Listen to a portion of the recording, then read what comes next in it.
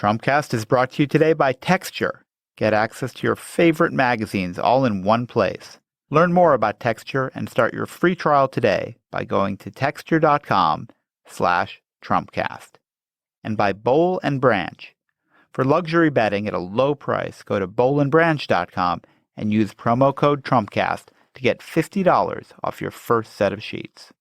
The following podcast contains explicit language. You retweeted an unflattering picture of her next to a picture of your wife. I didn't start it. Oh, but that's, I didn't start sir, it. with all due respect, that's the argument of a 5-year-old. Anytime he gets upset, anytime he gets threatened, anytime he gets scared, he begins yelling, he begins often cursing.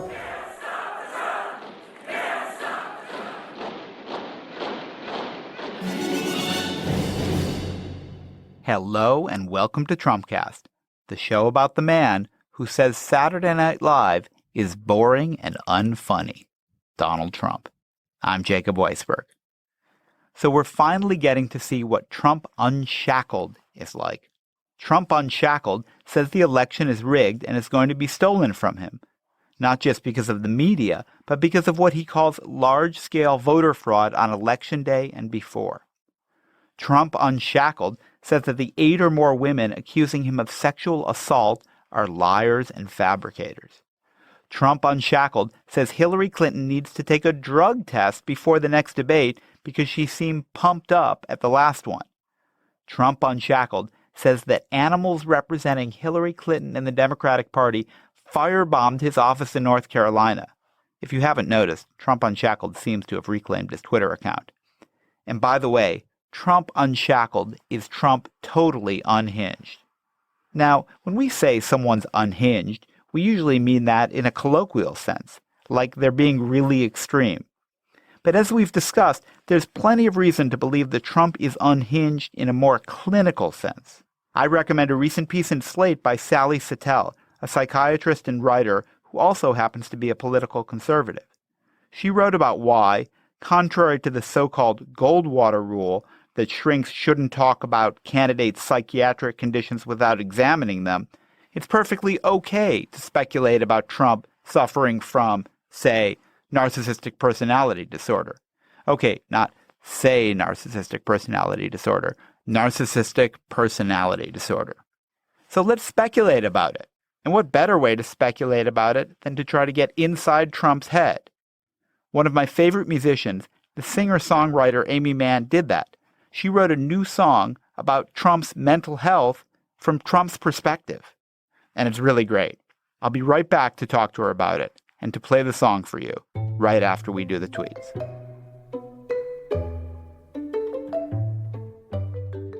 There's never been anyone more abusive to women in politics than Bill Clinton.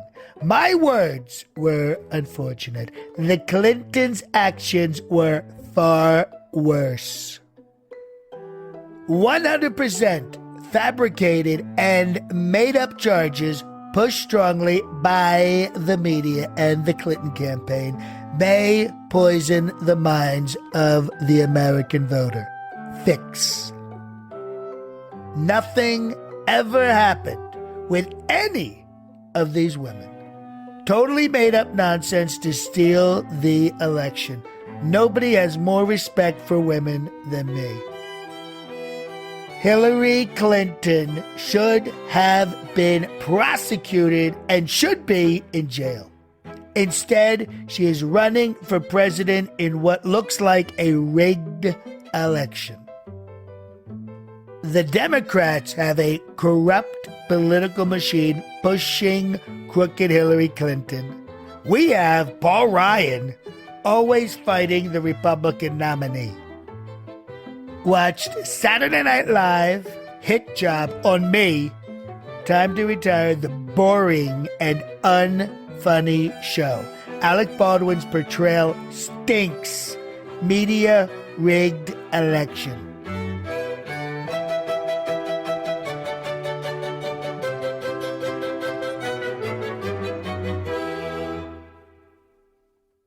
Trumpcast is brought to you by Texture. When it comes to magazines, you know what you like, and with Texture, you can get all the magazines you want in one super convenient place. Texture has completely reimagined magazines, giving you the articles and stories you really want, all in one place, plus interactive features, videos, and recommendations just for you. The Texture app lets you tap into the world's most popular magazines anytime, anywhere, using your smartphone or tablet. You can breeze through hundreds of your favorite magazines, including back issues, and pick the articles that interest you the most. Texture makes it easy to find the articles I care about. I don't just get to read The Atlantic and Runner's World and The New Yorker. The Texture editorial team recommends content for me every day, plus personalized collections so I can dive in deeper. And the best part, Texture is offering my listeners a free trial right now when you go to texture.com/Trumpcast. You'll get immediate entry to all of the top magazines, including back issues and bonus video. Start binge reading for free right now when you go to texture.com/Trumpcast. That's texture.com/Trumpcast. And by Boll & Branch. In my house, we love good quality sheets. And everything Boll & Branch makes, from bedding to blankets, is made from pure 100% organic cotton, which means they're super soft. And they don't mess around with middlemen. You buy directly from them, so you're essentially paying wholesale prices. You know, really good sheets, luxury sheets, can cost up to $1,000 in the store. But at Boll & Branch, they're only a couple $100. Everyone who tries Boll & Branch loves them. That's why they have thousands of 5-star reviews. Forbes, The Wall Street Journal, and Fast Company are all talking about Boll & Branch. Shipping is free, and you can try them for 30 nights. And if you don't love them, send them back for a refund. I doubt you'll want to send them back. There's no risk and no reason to not give them a try. And to get you started right now, our listeners get $50 off their first set of sheets at bollandbranch.com if they use the promo code TrumpCast. So go to bollandbranch.com today for $50 off your first set of sheets. That's BOLL and branch.com, promo code TrumpCast. Joining me today from a studio in Los Angeles is the singer-songwriter Aimee Mann. She is one of my favorites. I've been a fan of her since the 1980s, and now she has written a song, believe it or not, about Donald Trump. Aimee, thanks for joining me on the show. Thanks for having me. So what possessed you to write a song about Donald Trump? Well, this is all part of Dave Eggers' project. I think the conceit of the project was that because he kept hearing at Trump rallies these, kind of Rolling Stones and classic rock songs that clearly he didn't really have permission to use at the rallies, that people should write songs for him to use at his rallies. But then that turned into anti-Trump or pro-Hillary anti-Trump songs. So Dave Eggers organized this project, and there are a bunch of musicians writing and performing songs about Trump. Yeah, it's 30 musicians in the last 30 days before the election. So highly topical music like this can sometimes go wrong. I have to say, I love this song. It's called "Can't You Tell," and it's a beautiful song. And I was Thanks. The one thing that just surprised me about it was, first, your decision to sort of write it from inside Trump's head, to do it in his voice, and the risk you take kind of humanizing him a bit, right? Yeah, my thoughts when given an assignment like this are just to write a song that I feel like writing. And it's not my style to write in the third person in general. And it's not really my style to be like this dispassionate observer. I'm interested in seeing if there's a way to kind of get into someone's head and, see what their experience might be like. I honestly but the thrust of the song is that he is in over his head, and this is, honestly, I really do believe this. I don't think that being president and sitting in the Oval Office and having meetings all day about a panoply of state issues and domestic issues and children's health care and education. I really don't think that that's his gig. I think he's running for king. I don't think he understands really or cares about really what the job is. I think he's like, I'll hire guys for that. He thinks it's like, I'll live in the giant mansion, but I'm not I don't need to know how to do the plumbing. You hire people. Right. But I think at this point, I feel like he's got a sense that he's in over his head, and he's like a rat in a corner, and he's really fighting and scrapping and biting and, freaking out. And so the chorus of your song is sort of, it goes with that premise. Isn't anybody going to stop me? I don't want this job. I don't want this job. My God, can't you tell I'm unwell? That packs a lot in there, boy. Yeah, well, I mean, that's I don't know what to tell you. That's just kind of where it ended up. So let's take a break at this point and just listen to the song. 2, 3, 4.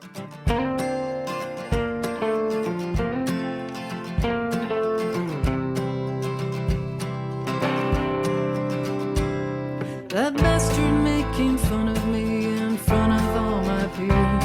Those people think I own this town. You're stripping all my gears. Well, guess what, Mr. President? I'll be seeing you in 4 years. Though on the campaign trail the papers paint me like a clown, still only see a crowds who wanna fit me for a crown. I point out all my enemies just so my fans bring them down. Isn't anybody going to stop me? I don't want this job. I don't want this job. My God, can't you tell I'm unwell?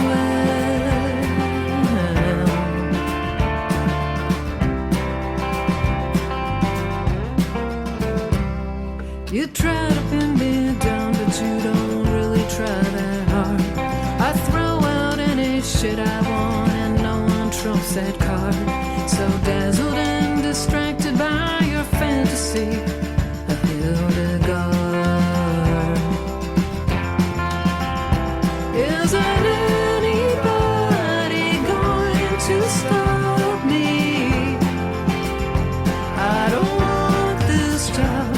I don't want this job. My God, can't you tell I'm unwell?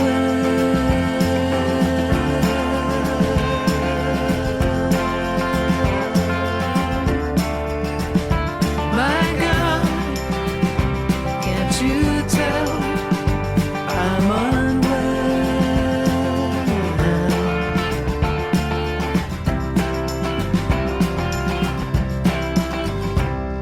You ask about my plan, but baby, my plan is to win. To wind up all the tops and watch the others keep the spin. You handing me grenades is just compelling me to pull the pin. Isn't anybody going to stop me now? I don't want this job. I can't do this job. My God, can't you tell I'm unwell? My God, can't you tell I'm unwell? I don't want this job.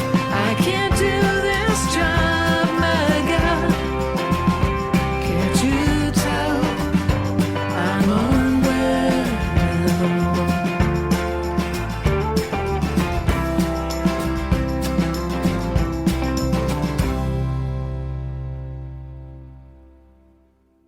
Amy, so you start with this scene, and I have to tell you, I was present at that scene at the White House Correspondents' Dinner in 2011, which is, I think, what you're describing. I was about 10 feet from Donald Trump watching him react to being mocked by the president in front of the assembled press corps and the nation by extension. And it was sort of amazing. I mean, there was smoke coming out of his ears. And I remember looking at him and thinking, if this guy could just laugh, if he could just pretend to laugh, he doesn't have to be the butt of the joke to the entire world. But he couldn't. I mean, you were sort of watching him kind of collapse inside, being unable to take this level of mockery. Yeah, it was rough. It was rough because you could see what was happening. And I mean, I think the narcissism is kind of like, you believe that how things look are the entirety of your persona and yourself and all your opinions and your achievements, like that's you, that you don't have there's no inner sense of self that's kind of separate from that. Yeah. So that if any part of the balloon is poked, the entire thing deflates. And also see that, like, that was a rough roast, but I mean, most of my friends are comics, so I'm kind of used to that talk. And I also know that, that wasn't even devoid of affection. As much as President Obama had been attacked by Donald Trump, it wasn't vindictive. It was his way of being able to tell the truth about how he felt, because, that birther stuff was really pretty shitty. And I think hurtful, like personally hurtful. But I mean, Obama, I don't even think it was like, and I'll get you, And it's too bad Trump couldn't see that there was affection in that. But I think that's when it was like, I'll show Right. you all. It's interesting. I mean, you referred to narcissism or narcissistic personality disorder. We've talked about that on the show a lot. I mean, one thing psychiatrists will tell you about people who suffer from NPD, as I guess it's termed, they don't know they're sick and they kind of can't be treated, because to be treated, you have to accept that you have a problem.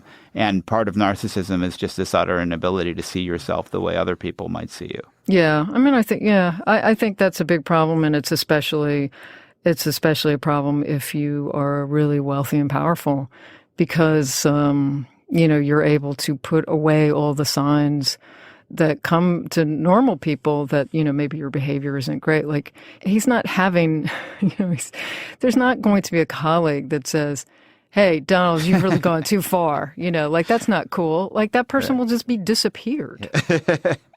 But, at the same time, this is, I mean, you get it into two words, I'm unwell. There is a level at which someone like that must know there's something wrong. And also, in Trump's case, headed for a cliff, because if your whole life is about winning, to lose the presidency, which it sure looks like he's headed to do, must just be a crushing blow on an unimaginable scale. I can't imagine it. I mean, this is, if your values and your value scale is that winning is everything and it's the only thing, then first of all, you're going to be disappointed and sad and crushed a lot, because most people just can't win at that, a consistent level. And secondly, he's engineered this train that now he's riding to this flaming end. I can't imagine what's gonna happen. He's shot the moon, and it's gonna be over. And so, like, what? I don't know. How do you recover from that? Like, that's all you've got in your, by your own value system. That's all that there was. There's no love. There's no higher power. There's no, well, at least I did some good. There's no, other people can get consolation, but he's got nothing. I'm really struck by your ability to have sympathy for him, though. I mean, I think it's admirable. I mean, one, it enables you to think a song like this.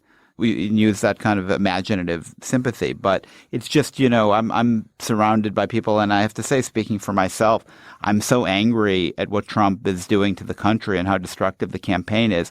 It's very hard for me to get my head in a place where I can think maybe he can't help himself. Maybe he was born this way. There is some level at which he's not in control of his behavior.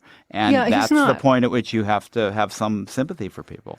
I don't think he is anymore. I think that it's his fault, because he walked himself into it, to a place where he no longer had control over his behavior, because his value system also was the value system of making women bend to your will, doing whatever you want, that they're not really people, so their cries of no don't count or matter. But, the thing about the pussy grab thing that struck me was, like, it's not only, obviously, like, he's bragging about sexual assault, but he's also saying, I can't, it's like a magnet. Like, I can't, he is describing really compulsive behavior. I kind of think that that's true. I don't think he can help himself. And there is a thing inside him that's just, I'm so miserable. I can't feel miserable anymore. The only thing that I believe will make me feel better is to jump on this, whatever woman's next to me. And I think that there is a compulsive element, but that's also, like, Yeah, we don't really want that in a president. Like the guy, I mean, not that we didn't know that his behavior was really compulsive, and like if he had a feeling, he immediately acted on it, whether it was like anger or, sexual desire or whatever it was. Like we already knew that.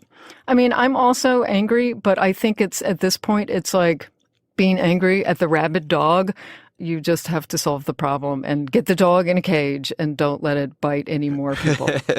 It can't, why spend time on, can it control itself? Should it? But you know what? It can't. It's not. It's not controlling itself. We have to stop him. He will not stop himself. And you've sort of gotten to the next stage of the discussion because, he hasn't been stopped yet, but he's certainly pointed towards being stopped. And then there is a question about Trump, sick person or bad person, or what is the balance between those things? It's very interesting. I think the deeper you go, the more you gravitate towards sick person. I guess you can be a sick person and a bad person. It's kind of the same. They're all choices. I mean, he's the product of 50 gazillion bad choices that he's made. When he had Jesus, when the tape came out, I mean, if he had come out and said, you know what? When I listen to myself talk about women, I can't believe I used to be like that. What a terrible way to treat women or talk about them as if I had the right. And then we would go, all right, man, I think maybe you're bullshitting, but well done. But he can't even conceive of what a guy like that who takes responsibility for his own past behavior. He can't even conceive of what that is. That's how little he's willing to ever admit that he's done anything wrong.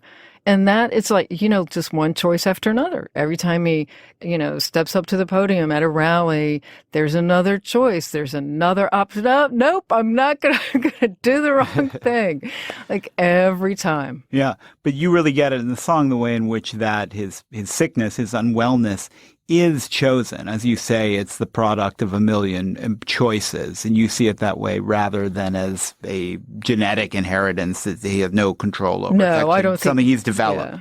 Yeah. I don't think he's bipolar or something. I think he's, narcissistic, and I think it's, they talk about recovery from alcoholism is one step at a time. I think getting to this point is also one step at a time.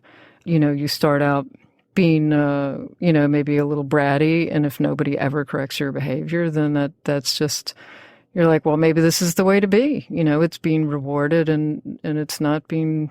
He doesn't he seem like an overgrown child who can't stop himself from eating 10 popsicles in a row. He just seems like that guy, who nobody ever said no to. Amy Mann, I love your song. Thank you for so sharing much. it with us, and thank you for joining us on Trumpcast. Thank you so much. That's it for today's show. Leave us a rating and review on iTunes. If you've already left us one, leave us another one. You only have 22 days left until the election. He doesn't look like me. I don't like what he's doing. Where is Daryl Hammond? Daryl was very, very nice to me. It was always very nice. We did an Oreo commercial together. We did quite a few things. I don't like Alec. He's a liberal. And you know what? He has no respect for women either. Listen to the tape of him hollering at his daughter. Not a good guy, I have to tell you. In every city, she encouraged them to enjoy what she called the cheerful hurly-burly of city life. In every town. And now we've just been around long enough, and the town looks so much better. There are people who want to change things. And I thought, oh my gosh, that is so cool. Why can't we do that in my community and other communities everywhere? To make them better. My point to them is it can be better. It can be better than that. It'll be different. Or to protect things from getting worse. If you're a responsible person, you have to oppose things that are dumped right on your neighborhood, right in an area that you know about. I'm Rebecca Shear, inviting you to check out Placemakers, the podcast from Slate Magazine about the spaces we inhabit and the people who shape them. Subscribe now to Placemakers. You'll never look at your community the same way again.